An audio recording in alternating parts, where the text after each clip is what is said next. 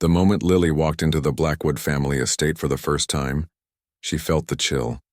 It wasn't the air conditioning that made her pull her cardigan tighter around her shoulders. It was the way her future mother-in-law's eyes swept over her, taking in every detail from her modest dress to her simple jewelry, measuring and finding her wanting. "Thomas speaks very highly of you," Mrs. Blackwood said, her smile not quite reaching her eyes. She stood ramrod straight in her tailored outfit that probably cost more than Lily's monthly salary.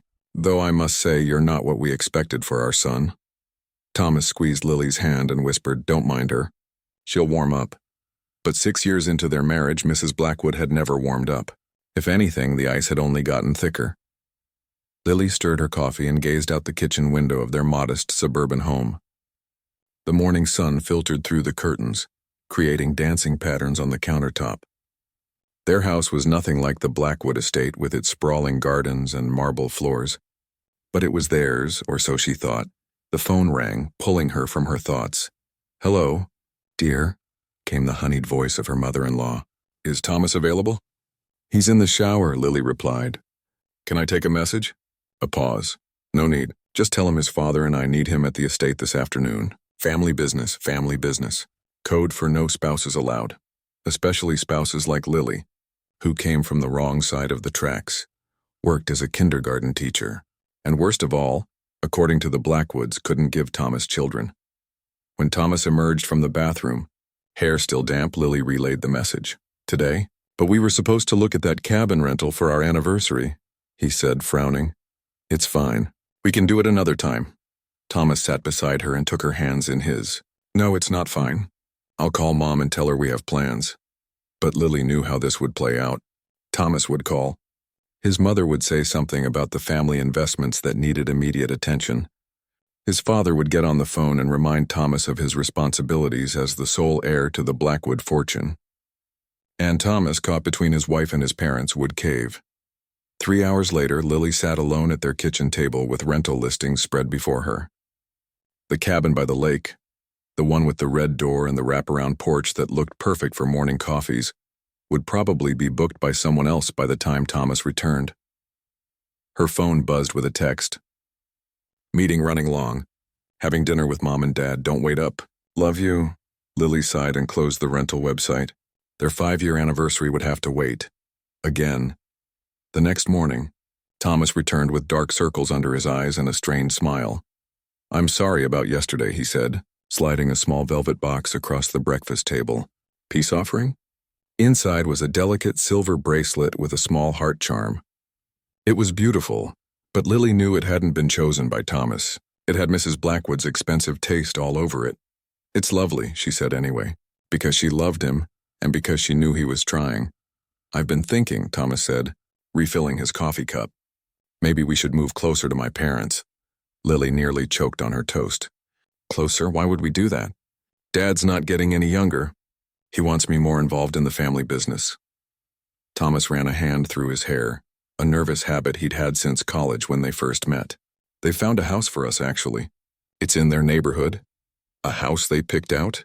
Without even asking me?" Lily set down her coffee cup too hard, sloshing liquid onto the table.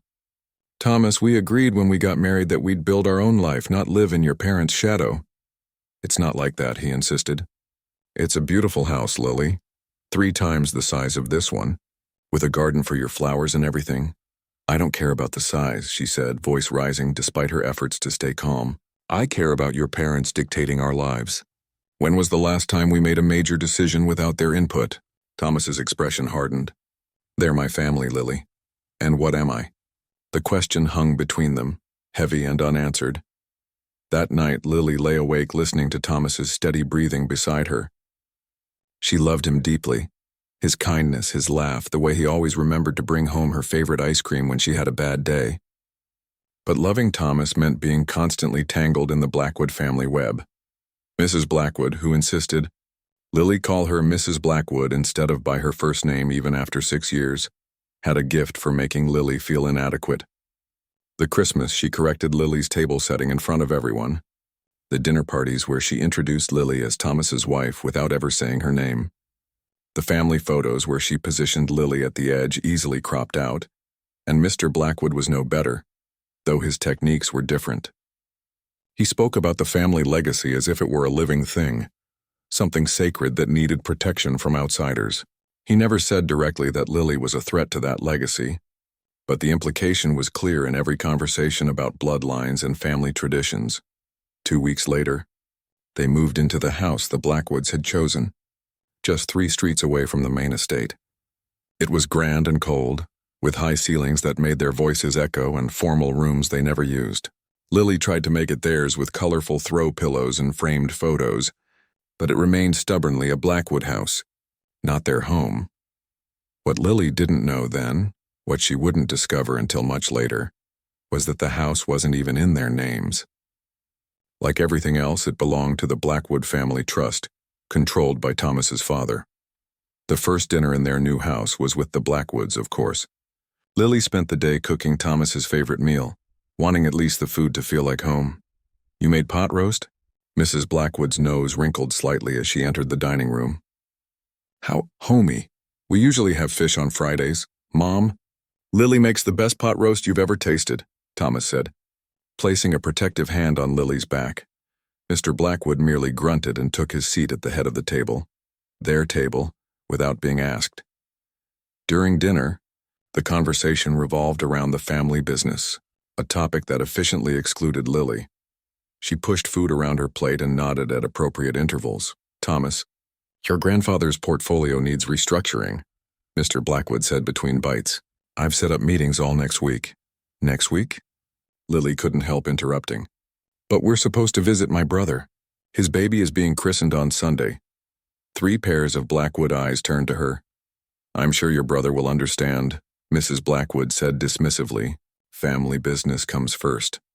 "My family is family too," Lily said quietly. An uncomfortable silence fell over the table. "Of course they are, dear," Mrs. Blackwood replied with a thin smile. "But the Blackwood investments affect dozens of people's livelihoods. It's a responsibility that can't be ignored for social occasions." Thomas looked at his plate. "We can send a nice gift, Lily. I'll make it up to your brother." Later that night, after the Blackwoods left and the dishes were washed, Lily found Thomas in their home office, reviewing documents his father had left. "Do you even want to go to my brother's baby's christening?" she asked from the doorway. Thomas looked up surprised. "Of course I do. But Dad needs me next week." "Your dad always needs you, Thomas. What about what I need?" "What about what you need?" He set down his pen and sighed. "What I need is for the 2 most important parts of my life to stop pulling me in opposite directions." "I'm not the one pulling," Lily said. "I've bent over backwards trying to fit into your family. I've changed how I dress, how I talk, where we live. What have they compromised on?"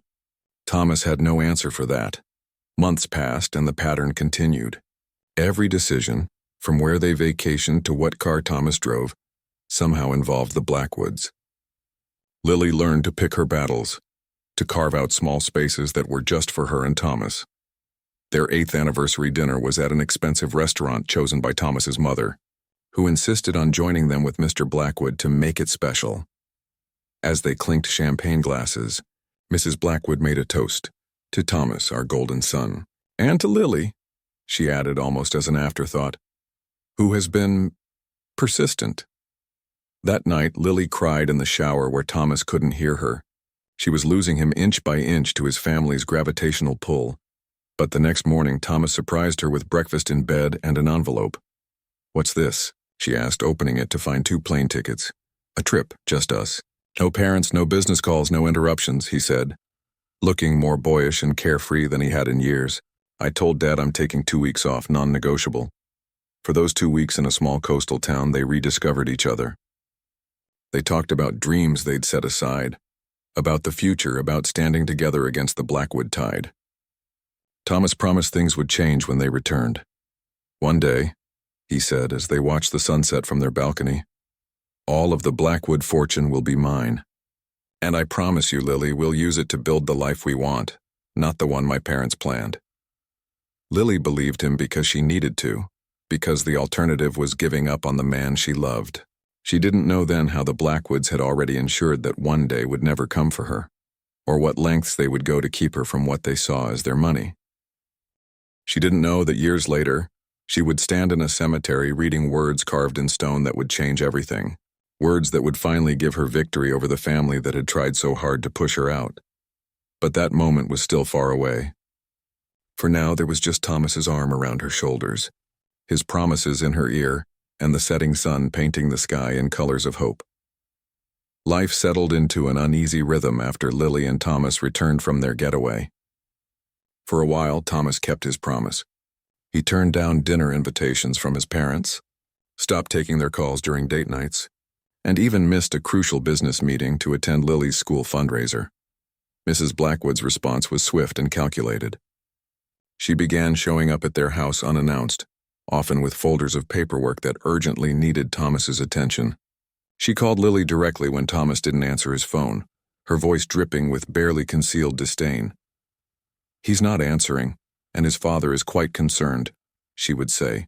"I do hope he's not avoiding us because of influences." The word influences hung in the air like a bad smell. Lily knew exactly what, or rather who, Mrs. Blackwood meant. On a rainy Tuesday morning, 3 months after their trip, Thomas clutched his chest at the breakfast table. His coffee mug crashed to the floor, brown liquid spreading across the pristine tiles. "Thomas?" Lily stood frozen for a second before rushing to his side. "What's wrong?" "Can't breathe," he gasped, his face alarmingly pale. "Chest hurts." The next hours passed in a blur of ambulance sirens, hospital corridors, and doctors speaking in urgent, hushed tones. "Heart attack," they said. "Rare in someone so young, but not unheard of." "Family history?" Yes, Thomas's grandfather had died of heart problems. Lily sat in the waiting room, trembling hands wrapped around a cold cup of hospital coffee, when the Blackwoods arrived. Mrs. Blackwood didn't acknowledge Lily at first. Marching straight to the nurses, station demanding updates, Mr. Blackwood nodded stiffly in Lily's direction before joining his wife. "Family, only for now," the nurse told them after. Checking Thomas's status, Mrs. Blackwood gestured toward Lily. "We are his family, his only family." The nurse looked between them, confused. "His wife is already with him." A flash of something, rage perhaps or disbelief, crossed Mrs. Blackwood's perfectly made-up face. "I'm his mother. I understand, ma'am. You can see him after, but right now the doctor wants minimal visitors." Lily almost felt sorry for the nurse who had unknowingly stepped into a decade-long power struggle. Almost. Hours later, when the Blackwoods were finally allowed in, Lily stepped out to give them privacy and to call her brother. She leaned against the cold hospital wall, suddenly exhausted. "He'll be okay," her brother Pete reassured her over the phone. "Thomas is strong." "I know," she replied, but her voice wavered. "It's just you should have seen his face, Pete. He looked so scared." What Lily didn't say was that she was scared too, not just of losing Thomas, but of facing the Blackwoods without him as a buffer. The next week was a haze of hospital visits, whispered consultations with doctors, and tense interactions with the Blackwoods, who somehow managed to be present every time Lily arrived, no matter the hour. "We've arranged for the best cardiac specialist in the country," Mrs. Blackwood informed Lily on the third day. "Dr. Reynolds will be flying in tomorrow." "The doctors here said Thomas is stable," Lily replied. "They're already planning his recovery." Mrs. Blackwood's smile was tight. "We want more than stable for our son. We want the best." When Thomas was finally discharged, the battle over where he would recover began. "He'll come to the estate," Mrs. Blackwood declared. Not a question, but a statement of fact. "We have plenty of room, and I've already hired a private nurse." Lily stood her ground. "He's coming home with me. I've taken leave from school to care for him." "A kindergarten teacher isn't qualified to manage cardiac recovery," Mrs. Blackwood said with a dismissive wave. "Be reasonable, Lily." But for once Thomas sided firmly with Lily. "I'm going home with my wife," he told his parents, his voice weak but determined. The victory was short-lived. The day after Thomas came home, a nurse arrived at their doorstep, sent by the Blackwoods, of course. The day after that, medical equipment was delivered. By the end of the week, their living room had been transformed into a recovery suite that Lily could never have afforded. She should have been grateful. Instead, she felt further pushed aside as Mrs. Blackwood directed the nurse, rearrange the furniture, and discuss Thomas's care in medical terms Lily didn't understand. "You look tired, dear," Mrs. Blackwood told Lily 2 weeks after Thomas came home. "Why don't you go rest? We'll watch over Thomas." Too exhausted to argue, Lily retreated to their bedroom. She fell into a deep sleep for the first time in days, waking disoriented hours later. The house was quiet. Too quiet. She found Mrs. Blackwood sitting alone by Thomas's bedside, his favorite armchair now permanently positioned in the living room recovery area. "Where's Thomas?" Lily asked, alarm rising in her throat. "Dr. Reynolds thought it best to run some additional tests," Mrs. Blackwood replied calmly. "Richard took him to the hospital an hour ago." "Without waking me?" Lily's voice rose. "I'm his wife." "You were sleeping so soundly," Mrs. Blackwood said with a smile that didn't reach her eyes. "We didn't want to disturb you." It was the first of many decisions made without her input. Specialists were consulted. Treatments were discussed. Second and third opinions were sought. The Blackwoods paid for everything, their wealth opening doors to medical resources Lily hadn't known existed. With each passing day, she felt increasingly sidelined in her own home. The private nurse reported to Mrs. Blackwood, not to Lily. The doctors called Mr. Blackwood with updates. Even Thomas, focused on his recovery, seemed to accept his parents' increasing control. "They're just trying to help," he told Lily when she finally broke down one evening, a month after his heart attack. "Dad's been amazing with the medical bills." "It's not about the money," Lily said, wiping angry tears. "It's about them taking over everything. Our home, your care, our lives." Thomas sighed, looking suddenly much older than his 36 years.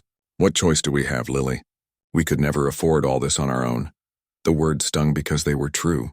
On Lily's teacher salary and with Thomas unable to work, they would have struggled. The Blackwoods' money was a safety net they couldn't refuse, and Mrs. Blackwood knew it. 6 weeks after his heart attack, Thomas had a follow-up appointment with the cardiac specialist. Mrs. Blackwood insisted on accompanying them. "I've been taking detailed notes on his progress," she explained, patting the leather portfolio she always carried. "The doctor will want to know." As if Lily hadn't been keeping her own notes, tracking every medication, every change in Thomas's condition. But she bit her tongue and allowed her mother-in-law to join them. In the doctor's office, Mrs. Blackwood took charge immediately, producing charts and asking questions Lily hadn't thought of. The doctor addressed most of his responses to Mrs. Blackwood, occasionally glancing at Thomas, rarely acknowledging Lily at all. "There's something else we need to discuss," the doctor said finally, his expression serious. "Given the unusual nature of Thomas's case and his family history, I'd like to recommend genetic testing." "Genetic testing?" Lily repeated. "Heart conditions like Thomas's often have a hereditary component," the doctor explained. "This could have implications for future planning." The way he avoided looking at Lily made the meaning clear. Children. The children she and Thomas didn't have. The Blackwood heirs that Mrs. Blackwood had hinted about for years. "Of course, doctor," Mrs. Blackwood said smoothly. "We want to understand all the risks." On the drive home, with Mrs. Blackwood following in her own car, Lily finally broached the subject she and Thomas had avoided for weeks. "Your mother is taking over our lives," she said quietly. "And you're letting her." Thomas kept his eyes on the road. "She's helping us, Lily. Is she? Or is she using your condition to push me out?" He sighed. "Not everything is about you versus my parents." "That's just it," Lily said, her voice breaking. "It shouldn't be about sides at all. We should be a team, you and me. But lately it feels like it's you and them, with me on the outside." Thomas was silent for so long that Lily thought he wasn't going to respond. When he finally spoke, his voice was low and tired. "I nearly died, Lily. I'm 36 and my heart tried to give out. Do you know what that feels like? To suddenly realize you might not have all the time you thought you had?" Lily reached for his hand. "I know it's scary." "No, you don't know," he interrupted. "You don't know what it's like to wonder if every heartbeat might be your last. To think about all the things you haven't done yet." He paused. "All the ways you've disappointed people." "Disappointed?" Lily echoed. "Who have you disappointed?" Thomas just shook his head, but Lily knew. The Blackwoods, their precious only son who hadn't produced an heir, who had married a woman they considered beneath him, who hadn't fully committed to the family business. The genetic testing came back with mixed results. Thomas had a condition that could be managed but not cured. And yes, it was hereditary. Mrs. Blackwood took the news with a tight nod. "Well, it's fortunate in a way that you don't have children to worry about passing this on to." The jab was so expected that Lily barely flinched. But Thomas's reaction surprised her. "Actually, Mom, Lily and I have been talking about adoption," he said, since having biological children might not be the best idea now. It was the first Lily had heard of it. They hadn't discussed adoption since early in their marriage. The look of horror on Mrs. Blackwood's face would have been comical if the situation weren't so painful. "Adoption?" she repeated as if Thomas had suggested bringing home a pet alligator. "A stranger's child? To carry the Blackwood name? We haven't made any decisions," Thomas said firmly. "But yes, it's something we're considering." That night, after a tense dinner during which Mrs. Blackwood barely spoke, Thomas took Lily's hand as they got ready for bed. "I meant what I said," he told her. "About adoption. If you still want to," Lily's heart swelled. "You know I do." "But your parents—" "This isn't their decision," he said with a conviction she hadn't heard from him in years. "This is our life, our family." For the first time in months, Lily felt hope. Maybe Thomas's brush with death had changed something fundamental. Maybe he was finally ready to stand up to his parents. She couldn't have known then that Thomas would never get the chance to follow through on his newfound resolve, that in just 3 days' time, his weakened heart would stop completely. With no warning and no goodbye, she couldn't have known that the real battle with the Blackwoods was only just beginning, a battle over money, over property, and over who had the right to call themselves Thomas's true family. Lily would never forget the sound of her coffee mug shattering on the kitchen floor. She had just poured her first cup of the morning when she heard Thomas call her name from the bathroom, his voice strange, tight with panic. By the time she reached him, he was on the floor clutching his chest, eyes wide with fear. "Not again," she whispered, fumbling for her phone. "Stay with me, Thomas. Just stay with me." The paramedics arrived within minutes, but Lily knew as soon as they exchanged that look, the one that said they were going through the motions but held no hope. Thomas was gone before they reached the hospital, his hand growing cold in hers as the ambulance raced through early morning traffic. The next days passed in a fog of disbelief. Lily moved through funeral arrangements like a sleepwalker, her body present while her mind refused to accept what had happened. The Blackwoods took charge, of course. Mrs. Blackwood selected the casket. Mr. Blackwood chose the burial plot, right next to the space reserved for him and his wife, not leaving room for Lily. Thomas would want to rest with his family, Mrs. Blackwood said when Lily questioned the arrangement. The implied message was clear. Lily wasn't family. Not really. The funeral was a grand affair, attended by business associates and social connections that Lily had never met. She sat in the front row beside the Blackwoods, aware of the whispers behind her. Such a tragedy. So young. No children to carry on the name. What will happen to the business? No one seemed to be asking what would happen to Lily. After the service, people filed past to offer condolences. Mrs. Blackwood accepted them like a queen receiving tribute, her black designer dress impeccable, her makeup flawless despite the occasional dabbing of her eyes with a lace handkerchief. Lily stood beside her, raw and hollow-eyed, feeling like an imposter in her own grief. A tall, gray-haired man in an expensive suit approached them, his expression somber. "Eleanor, Richard, my deepest sympathies." He embraced Mrs. Blackwood, shook Mr. Blackwood's hand, then turned to Lily with a small nod. Mrs. Blackwood. It took Lily a moment to realize he was addressing her. No one called her Mrs. Blackwood. She had kept her maiden name partly because of her teaching career, partly because Mrs. Blackwood had made it clear there was only one true Mrs. Blackwood in the family. "Thank you for coming, Gerald," Mrs. Blackwood said. "We'd like to schedule a meeting with you next week to discuss court arrangements." The man, Gerald, glanced at Lily, then back to Mrs. Blackwood. "Of course. My office Tuesday? Perfect. We'll bring all the necessary paperwork." Only later did Lily learn that Gerald was the Blackwoods' longtime attorney, and the arrangements referred to Thomas's estate. Arrangements that apparently didn't require her input. Lily's brother Pete stayed with her the first week after the funeral. He took care of practical matters, answering phone calls, accepting food from neighbors, making sure Lily ate at least once a day. "You need to talk to a lawyer," he told her on his last night. As they sat picking at a casserole, someone had dropped off. "I don't trust those people." "They're grieving too," Lily said automatically, though part of her agreed with him. The Blackwoods' grief seemed to manifest as an even stronger desire to control everything and everyone around them. Maybe so, but grief doesn't give them the right to steamroll you, Pete insisted. Thomas would want you protected. Protected. The word made Lily's throat tighten. Thomas had always been her protector, the buffer between her and his parents' cold disapproval. Without him, she felt exposed, vulnerable. I'll find someone, she promised her brother. Next week. But next week brought a different kind of shock. Lily arrived home from the grocery store to find Mr. Blackwood's sleek black car in her driveway, and both Blackwoods sitting in her living room as if they owned it.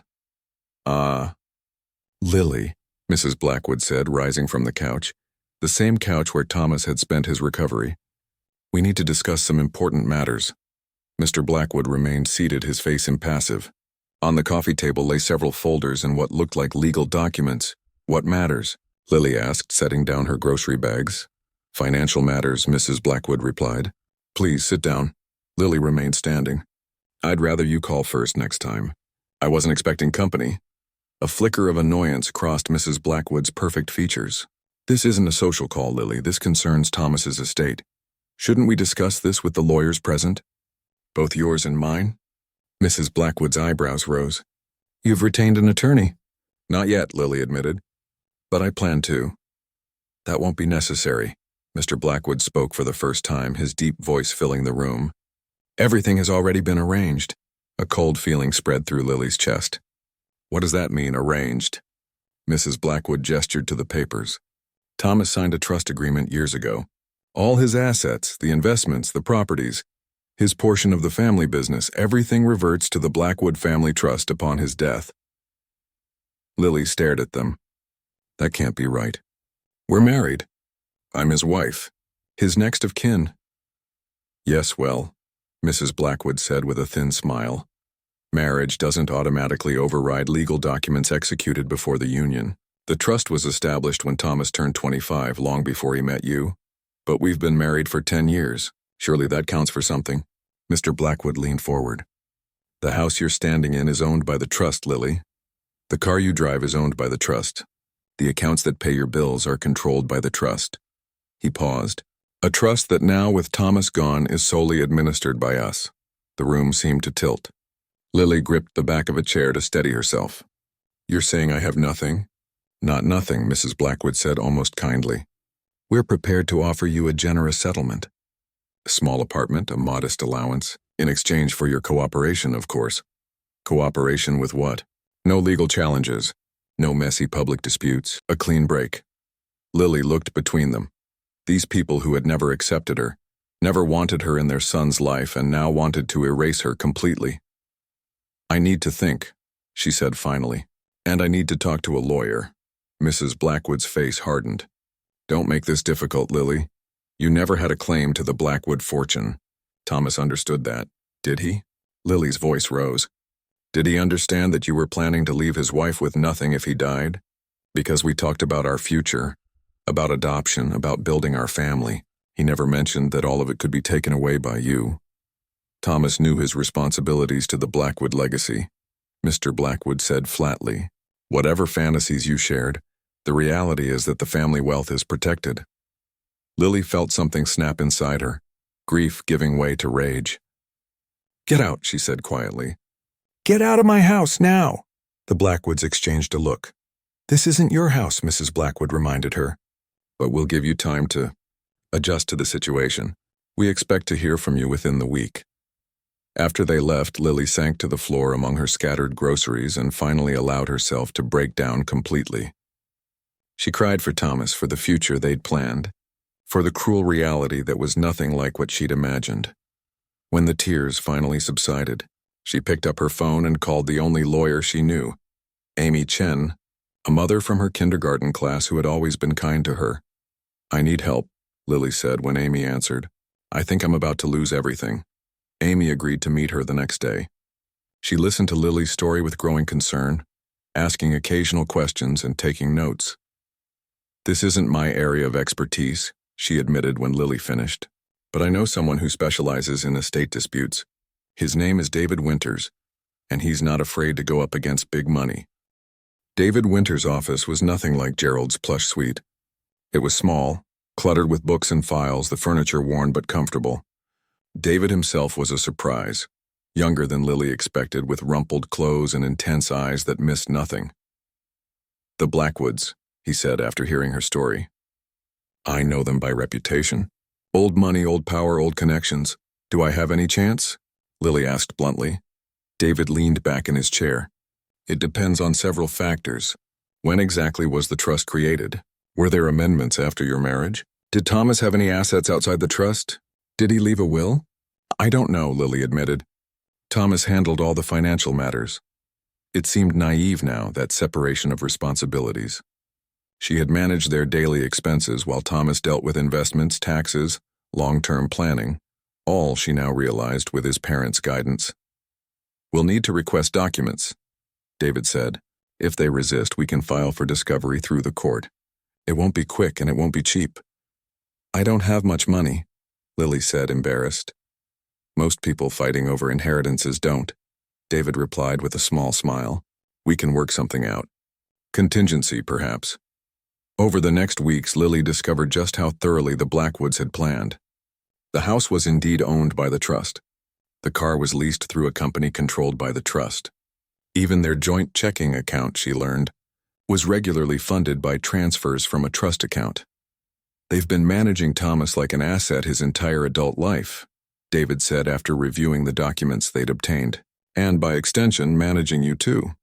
Can they really take everything?" Lily asked. "Not everything," David said. "We found some gaps. Thomas did have a small personal account they didn't know about. And there's the matter of the insurance policy through his employer. That names you as beneficiary and it's separate from the trust." It wasn't much, but it was something. Enough to keep fighting. The Blackwoods, meanwhile, had begun to apply pressure. The generous settlement offer was withdrawn. Instead, Lily received a formal notice to vacate the house within 30 days. "They can't just evict me from my own home," she protested to David. "Technically, it's not your home," he reminded her gently. "But yes, they're playing hardball. We expected that." What Lily hadn't expected was how the Blackwoods would use Thomas's memory against her. Mrs. Blackwood gave a tearful interview to the local paper about her son's legacy and the foundation they were establishing in his name. A foundation Lily knew nothing about. Mr. Blackwood hosted a memorial golf tournament, inviting all of Thomas's old friends but pointedly excluding Lily. "They're trying to isolate you," David warned. "Make you look like the money-hungry outsider fighting against Thomas's real family." He was right. Invitations stopped coming. Friends grew distant. Even some parents at her school began to look at her differently after the newspaper article portrayed the Blackwoods as grieving, parents honoring their son while an unnamed third party created legal obstacles.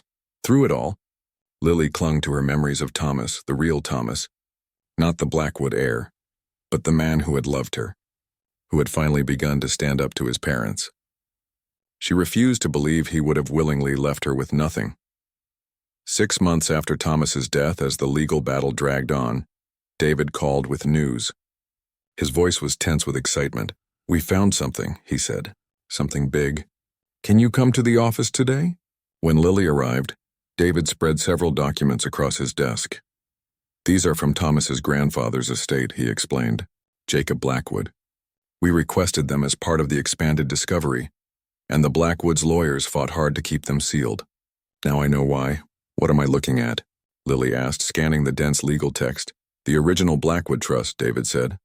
"The one that controls everything. And there's a clause here," he pointed to a paragraph buried in the middle pages and that nobody knew about. Not even the Blackwoods. Lily leaned closer, trying to decipher the legal language. "What does it say?" David's smile was the first truly hopeful thing Lily had seen in months. "It says we need to visit a cemetery," he replied, "because old Jacob Blackwood left instructions that could change everything." The cemetery was quiet in the early morning light, dew still clinging to the grass as Lily followed David along the winding path. Pinewood Cemetery was the oldest in town, where generations of prominent families had been laid to rest. The Blackwood section was marked by an ornate stone archway, the family name carved in sweeping letters. "Jacob Blackwood was Thomas's grandfather?" Lily asked, her breath visible in the cool autumn air. "Yes." The original patriarch who built the Blackwood fortune, David replied. From what I can gather, he was quite different from his son Richard. Lily had never heard Thomas speak much about his grandfather. She knew he had died when Thomas was in college before she met him. The Blackwoods rarely mentioned the old man, which struck her as strange now that she thought about it, given how obsessed they were with family legacy. They stopped before an imposing granite tombstone. Unlike the other Blackwood monuments, which were ornate and showy, Jacob's was relatively simple, a large rectangular stone with clean lines. There's nothing special here, Lily said, scanning the engraving. It showed only Jacob's name, birth and death dates, and the words, beloved husband and father. David checked the document in his hand. According to the trust papers, there should be something. He frowned, circling the grave. The clause mentions an epitaph that becomes visible 5 years after his death. 5 years? Lily did the math quickly. That would have been before Thomas and I even met. Yes, but according to these records, the cemetery was instructed to keep the epitaph covered until specific conditions were met. David knelt beside the stone, running his fingers along the base. There should be something here. As they examined the monument, an elderly groundskeeper approached, pushing a wheelbarrow full of withered flowers collected from nearby graves. You folks looking for something? He asked, his voice gravelly from years of smoking. David straightened. We're interested in Jacob Blackwood's grave, specifically an epitaph that was supposed to be revealed at some point. The old man's eyes lit with recognition. Ah, old Mr. Blackwood, strange business that. He leaned his wheelbarrow against a nearby bench and came closer. You family. I'm Thomas Blackwood's widow, Lily said. The groundskeeper studied her face. Thomas, Jacob's grandson? Heard he passed. Sorry for your loss, ma'am. Thank you, Lily said. Did you know about an epitaph on this stone? The man nodded. Sure did. Mr. Jacob had odd instructions in his will. The stone was to have a special plate installed that would remain covered until 5 years after his death. Then it was supposed to be uncovered during a special ceremony with the family present. Was it uncovered? David asked. The groundskeeper shook his head. Nope. The younger Mr. Blackwood, Richard, he came and said to leave it covered. Paid extra to make sure it stayed that way. He scratched his chin, said it was family business and his father's wishes weren't to be followed on this matter. Lily and David exchanged glances. Is the plate still there? Lily asked. Under some kind of cover? Should be. Nobody's touched it far as I know. David pulled out his phone. I have the relevant section of Jacob's will right here. It specifically states that the epitaph must be revealed, and that it contains instructions pertaining to the family trust. He showed the screen to the groundskeeper. As the widow of Jacob's grandson, Mrs. Blackwood has a legal interest in seeing these instructions. The old man read slowly, lips moving slightly with the words. Finally he looked up. Well, legal documents trump Richard Blackwood's cash, I suppose. Let me get my tools. He returned minutes later with a small toolbox. Kneeling at the base of the monument, he worked carefully, removing screws from a metal plate that Lily had assumed was simply part of the design. Been here 27 years, he said as he worked. Never seen anything like this arrangement. Rich folks and their secrets, eh? The plate came loose, revealing a smooth granite panel underneath. Unlike the weathered stone around it, this section looked newer, the engraving crisp and clear. Lily leaned forward to read the words. True wealth lies not in gold or property, but in how we treat those we claim to love. My final bequest is not to those who bear my name, but to those who honor its meaning through kindness and integrity. Let the one who loved without condition receive what others hoarded without appreciation. David pulled out his phone and took several photos of the inscription. This is it, he said, his voice tight with excitement. This is what the clause in the trust refers to. What does it mean? Lily asked, still reading the words over and over. It means, David said, that Jacob Blackwood created a secondary trust, one that Richard and Eleanor know nothing about, or they would have found a way to destroy these instructions long ago. The groundskeeper reattached the metal cover. Should I leave it visible now? He asked. Yes, David said firmly. In fact, could you sign a statement confirming what you've told us? About Richard Blackwood asking you to keep it covered contrary to Jacob's wishes? The old man nodded. Happy to. Never much like the younger Mr. Blackwood. Too full of himself by half. Back in David's car, Lily sat in stunned silence as he made phone calls. Words like secondary trustee, hidden assets, and binding instructions floated around her. But she was still trying to process the Epitaph's message. Let the one who loved without condition receive what others hoarded without appreciation. Could Jacob Blackwood, a man she'd never met, have somehow anticipated that his son would prioritize money over love, that his grandson would marry someone the family deemed unworthy? It seemed impossible. David, she interrupted his call. How could Jacob have known about me? I never even met Thomas until years after Jacob died. David ended his call and turned to her. He didn't know about you specifically, Lily. But from what I'm piecing together, Jacob knew his son well. He suspected Richard would try to control the family fortune, use it to manipulate Thomas. So he created a backup plan, a second trust that would only activate under specific conditions. What conditions? That's what we need to find out. I've just spoken with the bank that was named as the secondary trustee. They've agreed to meet with us tomorrow morning. Won't the Blackwoods try to stop this? David's smile was grim. They can't stop what they don't know about. The beauty of this arrangement is that Jacob kept it completely separate from the main family trust.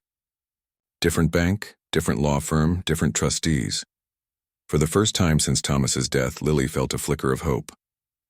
Not just for financial security, but for vindication.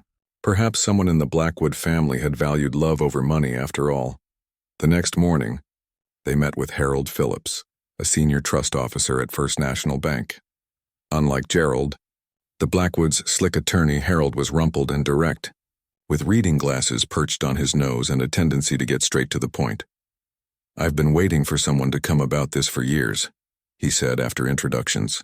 Jacob Blackwood set up this contingency trust over 20 years ago, with very specific instructions about when and how it could be accessed. He placed a thick folder on the table. The trust was to remain dormant until 5 years after his death, at which point the epitaph on his tombstone was to be revealed to the family. If no eligible beneficiary came forward within 10 years of the revelation, the assets would go to charity. What makes a beneficiary eligible? Lily asked. Harold adjusted his glasses. According to Jacob's instructions, the eligible beneficiary would be, and I quote, the spouse of my grandson Thomas, provided that Richard and Eleanor Blackwood have attempted to deny said spouse their rightful inheritance upon Thomas's death. Lily's breath caught. He predicted all of this? Not precisely, Harold said. But Jacob Blackwood was a shrewd judge of character.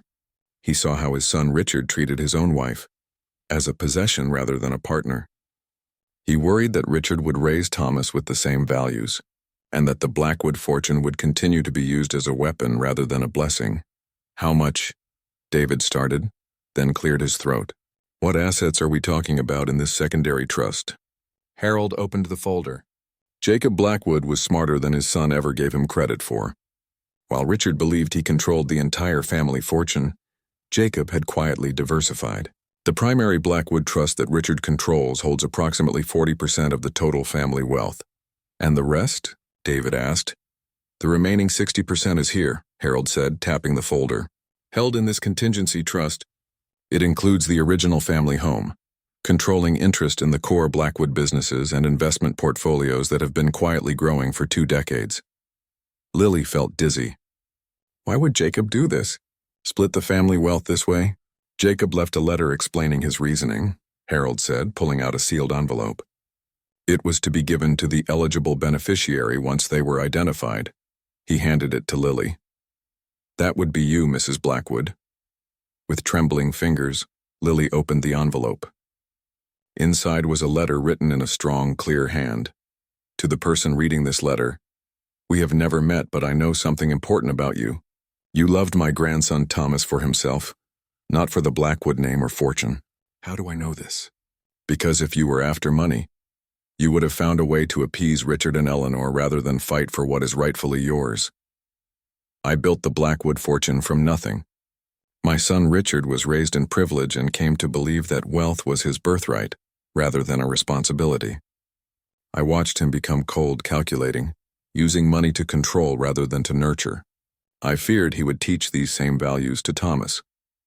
I could not prevent Richard from raising his son as he saw fit, but I could create a safety net not just for Thomas, but for the person Thomas would choose to love. If you are reading this, it means my fears were realized. It means Richard and Eleanor attempted to use my life's work as a weapon against you. The assets in this trust are now yours to use as you see fit. My only request is that you remember wealth is a tool, not a measure of worth. Use it wisely, kindly, and in ways that would have made Thomas proud, with hope for a better legacy. Jacob Blackwood. Lily lowered the letter, tears streaming down her face. A man she'd never met had believed in her, had prepared for her protection long before she'd even met Thomas. "What happens now?" she asked, her voice barely above a whisper. "Now," David said, "we inform the Blackwoods that the tables have turned. They decided to deliver the news in person." David advised against it, suggesting a formal legal notification would be safer, but Lily insisted. "They came to my home to tell me I had nothing," she said. "I want to look them in the eyes when they learn the truth." The Blackwood estate looked the same as it always had, imposing, perfect, cold. Lily had once been intimidated by its grandeur. Now, knowing what she did, she saw it differently, as a beautiful cage, a monument to appearances.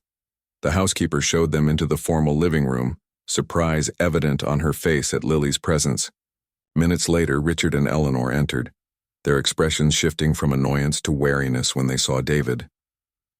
"What is the meaning of this intrusion?" Richard demanded. Lily stood tall. "We've come to discuss Jacob Blackwood's epitaph." The color drained from Eleanor's face. Richard's jaw tightened, tiny reactions but telling. "I don't know what you're talking about," Richard said, but his voice lacked conviction. "I think you do," Lily replied. "The epitaph you paid the cemetery groundskeeper to keep covered. The one that reveals the existence of a second Blackwood trust." "This is absurd," Eleanor said, but her eyes darted to her husband.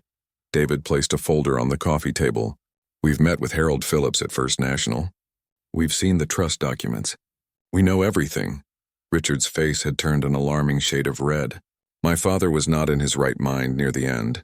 Any secondary arrangements he made would never stand up in court." "Actually," David said, "Jacob Blackwood had 3 separate psychological evaluations done before creating the contingency trust. All confirm he was of sound mind. He anticipated you might try to challenge it." Eleanor sank onto the sofa, her perfect posture failing her. "What do you want? Money? A settlement?" Lily looked at the woman who had spent a decade trying to push her out of Thomas's life, who had seen her as nothing but an intruder.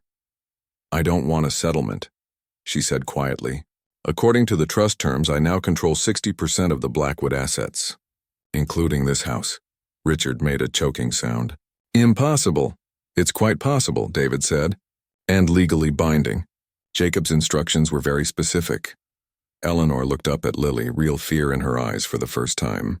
"You would take our home? After all we've done for Thomas?" "All you've done?" Lily echoed in disbelief.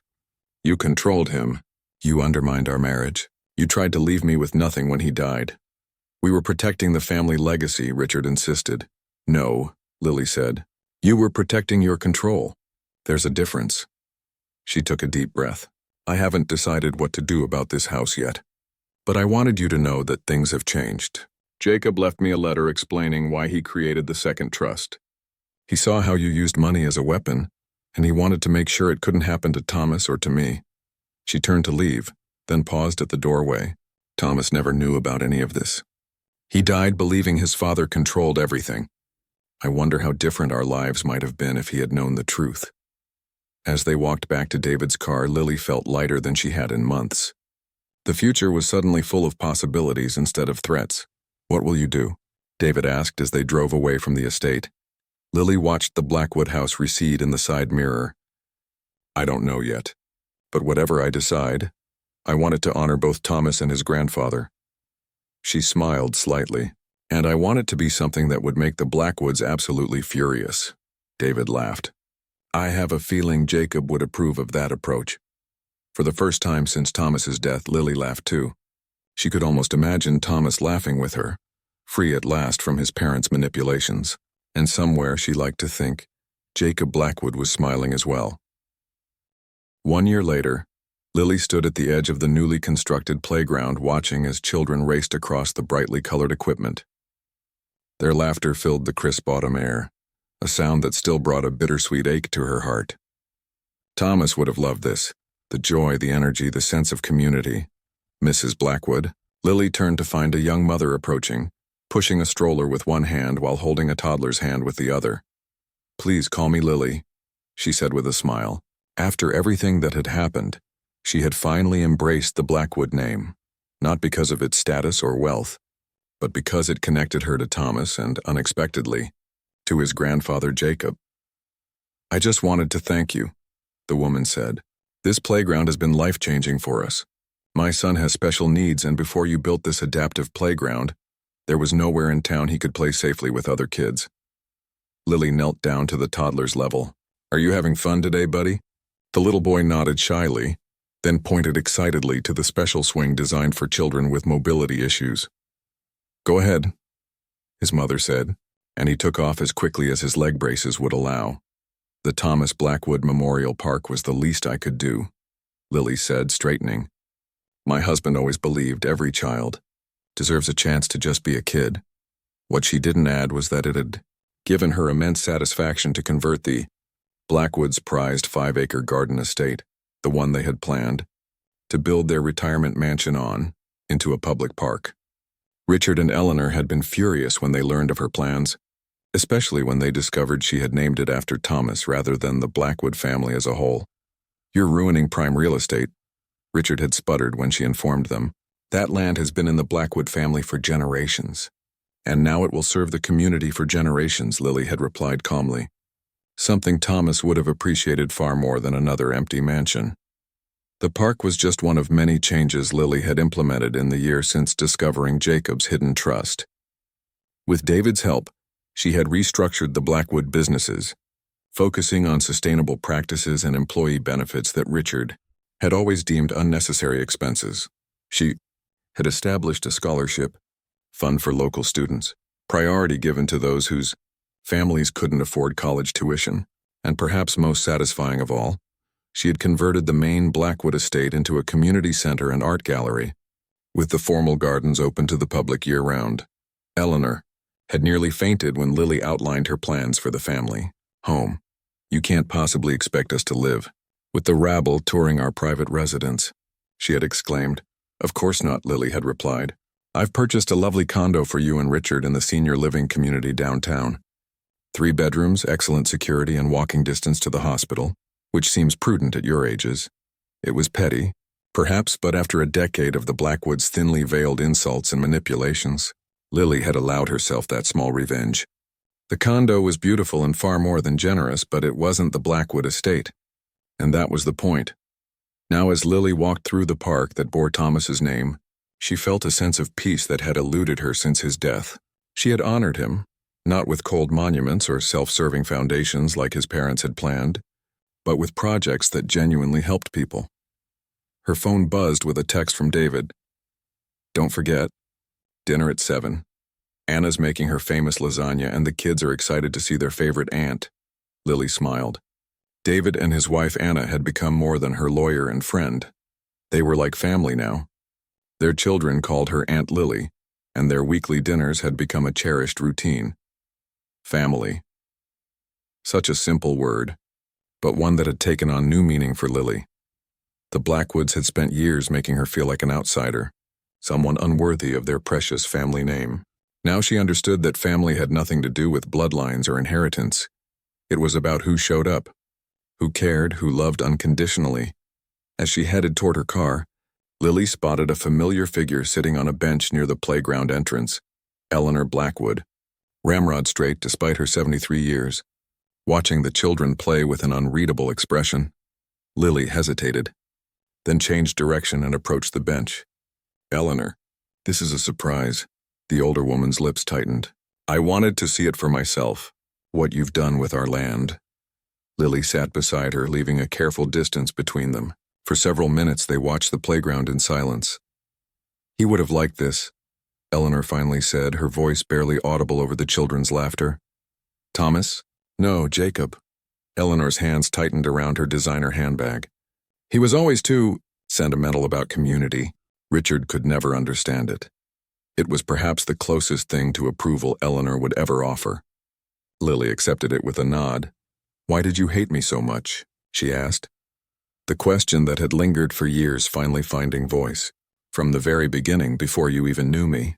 Eleanor didn't look at her. Hate is a strong word, but an accurate one. The older woman sighed. You were unexpected. Thomas was supposed to marry someone suitable. Someone who understood our world. Someone you could control, you mean? Someone who would preserve what we built, Eleanor snapped, a flash of the old fire returning. Then she seemed to deflate slightly. But yes, I suppose control was part of it. Richard and I always controlled everything. It's how we protected the family legacy. And look where that got you, Lily said, not unkindly. You lost Thomas. You lost the estate.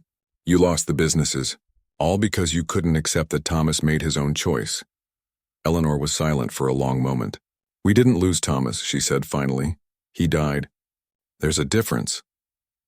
The simple acknowledgement of grief, shared grief, hung between them. He sent me a letter, Eleanor said suddenly. Jacob did. After he died, his lawyer delivered it. It said I had lost sight of what mattered, that I had chosen wealth over happiness. Her perfect posture faltered slightly. I burned it. Told Richard it was nothing important. But I remembered every word. Lily didn't know what to say to this unexpected confession. I was wrong about you, Eleanor continued, still not looking at Lily. Not that I'll ever admit that publicly. Of course. Despite everything, Lily felt her lips twitch with amusement. Eleanor Blackwood would never change completely. I don't need public acknowledgement, Lily said. But thank you for telling me. Eleanor nodded once crisply, then stood. Richard doesn't know I'm here. He wouldn't understand. Your secret is safe with me, Lily assured her. As Eleanor walked away, back straight and head high as always, Lily thought about forgiveness. She wasn't ready to forgive the Blackwoods completely, perhaps she never would be. But this small moment of connection, of shared humanity, felt like a step toward healing. 2 days later, Lily visited Thomas's grave. She brought fresh flowers, as she did every week, and spent a few minutes telling him about the park, about David and Anna's kids, about her plans to expand the scholarship program next year. I think you'd be proud, she said, tracing his name on the simple headstone she had chosen, elegant but not ostentatious, unlike the ornate monuments that populated the Blackwood section of the cemetery. Not of the money or what it can buy, but of how it's being used. From Thomas's grave, it was a short walk to Jacob's. Lily had made it a habit to visit him too, this man she had never met but who had changed her life. Today she brought him flowers as well, wildflowers, somehow feeling he would have preferred their untamed beauty to formal arrangements. The epitaph that had been hidden for so long now stood proudly visible, its message a testament to a different kind of Blackwood values than those Richard and Eleanor had embraced. True wealth lies not in gold or property, but in how we treat those we claim to love. My final bequest is not to those who bear my name, but to those who honor its meaning through kindness and integrity. Let the one who loved without condition receive what others hoarded without appreciation. Lily ran her fingers over the words, remembering how they had felt like a lifeline when she first read them. Now they felt like a guide, a philosophy to live by. I'm trying to live up to your expectations, she told Jacob quietly, to use what you left me in ways that would make you and Thomas proud. As she walked back to her car, Lily thought about the journey of the past 2 years, from happy wife to grieving widow, from nearly destitute to unexpectedly wealthy, from powerless to influential. None of it had brought Thomas back. Nothing could do that. But she had found purpose in honoring his memory, and unexpected wisdom in the words of a man who had seen past wealth to what truly mattered. That evening, surrounded by David and Anna's boisterous family, passing dishes around a crowded table, laughing at their youngest child's attempt to twirl spaghetti, Lily felt a contentment that had nothing to do with bank accounts or property deeds or family names. This was wealth, connection, purpose, love freely given and received. Jacob Blackwood had understood that. Thomas, in his own way, had tried to embrace it despite his upbringing. And now Lily carried forward that legacy, not through cold monuments or trust funds, but through a life well lived and resources well shared.